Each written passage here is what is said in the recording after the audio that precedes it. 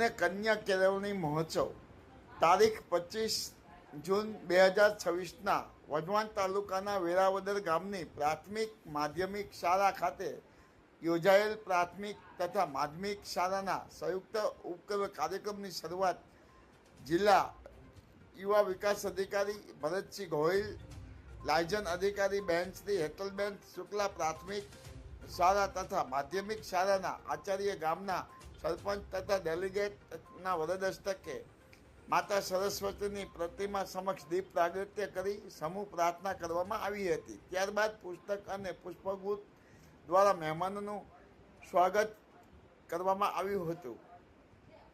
શાળા પ્રવેશ પામી રહેલ બાળકોને શૈક્ષણિક કીટ આપવામાં આવી હતી તેમજ ઇનામ આપીને તેજસ્વી તાલાઓનું બહુમાન અને સન્માન કરવામાં આવ્યું હતું. શાળાના આચાર્યશ્રી દ્વારા ઉપસ્થિત મહેમાનો, વાલી, ગામજનોને પ્રાથમિક શાળાના કાર્યક્રમને સફળ બનાવવામાં આભાર વ્યક્ત કર્યો હતો.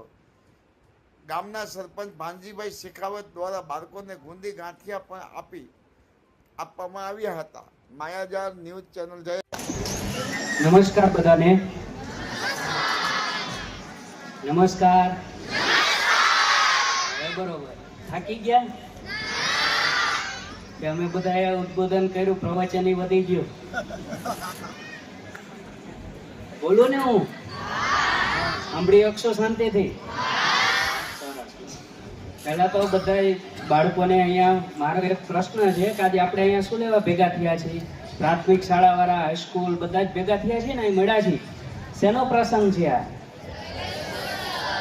શાળા પ્રવેશ ઉત્સવ. અને બીજું શું છે જોડે? શાળા પ્રવેશ ઉત્સવ અને બીજું સરસ કન્યા કેળવણી. તો શાળા પ્રવેશ ઉત્સવ અને કન્યા કેળવણીના આ પ્રસંગે આજે ઉપસ્થિત માનનીય ડેલિગેટ સાહેબ, આપને ગામના સરપંચ શ્રી, મારી જોડે આવેલા હેતલ મેડમ, બંને સ્કૂલના આચાર્ય શ્રી, તમારા જ અહીંના ચૂંટાયેલા સભ્યશ્રી, ભૂતપૂર્વ સરપંચ શ્રી, તેમજ જે ગુરુજનો છે પ્રાથમિક શાળાના અને હાઈસ્કૂલના કે ઉત્તર માધ્યમિકના જે પણ અહીંયા શિક્ષક મિત્રો આવ્યા છે, એ તમામ ગામમાંથી પધારેલ વડીલો, માતાઓ, બહેનો, તેમજ જેના માટેથી આજે આ કાર્યક્રમ છે એવા તમામ વાલા બાળકો, ભૂલકાઓ,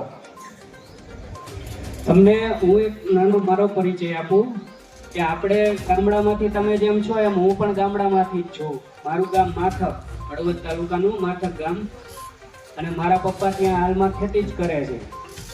એટલા માટે કે એવું નથી હોતું કે ગામડાના હોય, સાચો તમારામાં સમજણ, નોલેજ, આત્મવિશ્વાસ છે તો કોઈ માણસ ગમે ત્યાં પહોંચી શકે. હું શરૂઆતમાં તમારી જેમ ગામડાની સ્કૂલમાં ભણેલો, પછી એક જવાહર નવોદય વિદ્યાલય છે, ખ્યાલ છે તમને બધે નવોદય વિદ્યાલયનું? કોઈ આમાંથી ભણતું હોય, કોઈના સગા સંબંધી હોય તો 5મા ધોરણમાં એ પરીક્ષા આપેલી. 6થા ધોરણથી હું જવાહર નવોદય વિદ્યાલયમાં સ્ટુડન્ટ હતો, ભણવા ગયેલો. પછી શરૂઆત જેવી મારી કારકિર્દીની થઈ તો હું હાઈસ્કૂલમાં શિક્ષક તરીકે મેં 3 વર્ષ ભણાવ્યા. ગણિત, વિજ્ઞાન અને રમત ગમત છે ને તમારે, એના શિક્ષક તરીકે મેં 3 વર્ષ નોકરી કરી. એમાંથી આપણી પહેલી ભરતી આવેલી ત્યારે પોલીસ ડિપાર્ટમેન્ટમાં ગયો. અમદાવાદ સિટીમાં મેં નોકરી કરી 5 વર્ષ. એમાંથી જીપીએસસીની એક્ઝામ આપી. એ નોકરી કરતાં મેં જીપીએસસીની એક્ઝામ આપેલી અને પાસ કરી હું નાયબ મામલતદાર તરીકે લાગેલો. નાયબ મામલતદાર તરીકે આણંદ જિલ્લામાં 3 વર્ષ, અને આપણે તમારા બાજુનું છે ધાંગધ્રા, ત્યાં નાયબ મામલતદાર તરીકે મેં નોકરી કરેલી. ત્યાંથી ઈ ધરામાં વઢવાણ, અને આ તમારા સરપંચ છે એ ત્યાં આવતા, હું ત્યાં નાયબ મામલતદાર ઈ ધરામાં હતો. અને એ જ્યારે હોય કોઈને કોઈ કામગીરી માટેથી આવતા, એટલે ત્યારથી હું ઓળખું છું એમને. અને એ મારી નોકરી કરતાં જ મેં તૈયારી કરી અને ફરીવાર જીપીએસસીની પરીક્ષા આવી, એટલે આ જિલ્લા યુવા વિકાસ અધિકારી તરીકેની જે સ્પર્ધાત્મક પરીક્ષા હતી એ પાસ કરી, અને હું છેલ્લા 6 વર્ષથી જિલ્લા યુવા વિકાસ અધિકારી તરીકે છું. એટલે મારે જિલ્લામાં જે તમારા જેવા નાના બાળકો હોય, યુવાનો જે બને, યુવા અને સાંસ્કૃતિક પ્રવૃત્તિ, આખા જિલ્લામાં યુવાનોને લગતી પ્રવૃત્તિઓ, એમને લગતી શિબિરો, એમનો ભવિષ્યનો વિકાસ થાય એના માટેના કાર્યક્રમો, અને સાંસ્કૃતિક આપણી જે કલ્ચર છે એ જળવાઈ રહે એના માટેની જે કામગીરી છે એ જિલ્લાની હું સંભાળું છું. હવે સૌથી પ્રથમ તો બાળકો નાના ભૂલકાઓ જેને આ જે શાળામાં પ્રવેશ મેળવો છે એ બધાને ખૂબ ખૂબ અભિનંદન. પણ મારી એક નમ્ર વિનંતી છે કે એવું નથી કે આંગણવાડી છે, બાલવાટિકા છે એટલે દરરોજ ન જવું. નિયમિતતા એ કોઈ પણ સફળતા આગળ જવા માટેનો પહેલું પગથિયું છે. એટલે બધા જ વાલીઓને કે મોટા જે અહીં બહેનો હોય એમના નાના ભાઈ બહેન હશે, કદાચ પહેલા ધોરણમાં આવતા હોય, બાલવાટિકામાં હોય કે આંગણવાડીમાં હોય, એટલે એ બધાને મારી વિનંતી છે કે તમારા ભાઈઓને કે દીકરા દીકરીને દરરોજ અહીંયા મોકલજો.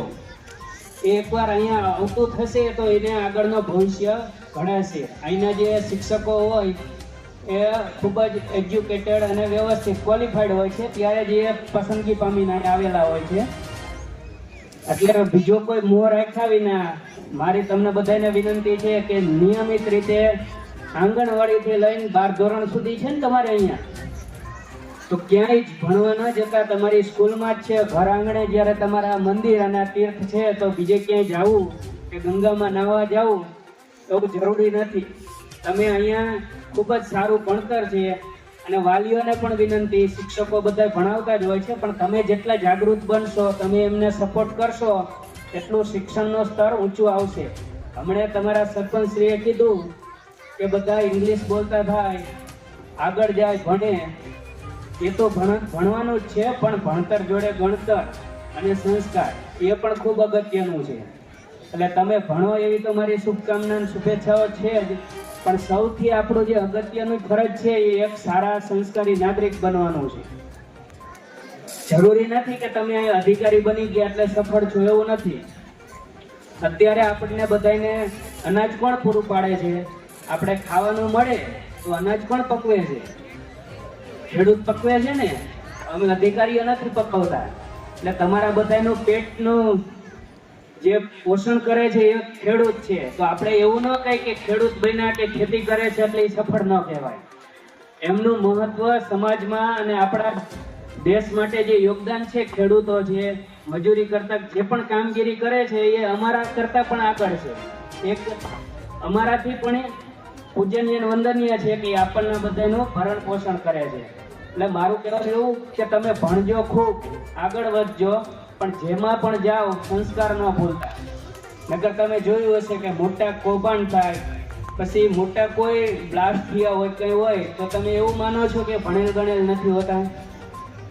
એમની પાસે અક્ષર જ્ઞાન હોય છે, ટેકનોલોજીનું બધું જ નોલેજ હોય છે, પણ એ અવળા રસ્તે જાય છે. ક્યાં જાય છે? અવળા રસ્તે. એટલે સંસ્કાર છે એ સૌથી અગત્યના છે કે આપણું ભણતર એ શું કામનું છે, દેશને ઉપયોગી થાય, તમારા સમાજને ઉપયોગી થાય, તમારા કુટુંબનું, સમાજનું નામ રોશન કરો તમે સારા માણસ બની. પેલા કાકા છે, જો હું તમને એક સીધું ઉદાહરણ આપું, અમે હમણાં રૂપાવટી ગયા હતા તો ત્યાં